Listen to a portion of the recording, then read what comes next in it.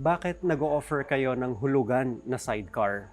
Dahil hindi naman po lahat ay capable or may kakayahan na magbayad ng cash. Hindi po lahat ay may available na pera para pambili ng cash straight ng sidecar. So kawawa naman yung mga kababayan natin na capable naman sila na maghulog ng sidecar. Hindi man lang sila nabigyan ng pagkakataon magkaroon ng sarili nilang sidecar para magamit sa kanilang pamamasada at maging source of income nila. Also, may mga business-minded kasi na mga tao na mas pipiliin nila yung hulugan kaysa yung ika-cash nila yung isang bagay dahil nagagamit pa nila yung pera nila para palaguin dun sa kanilang negosyo.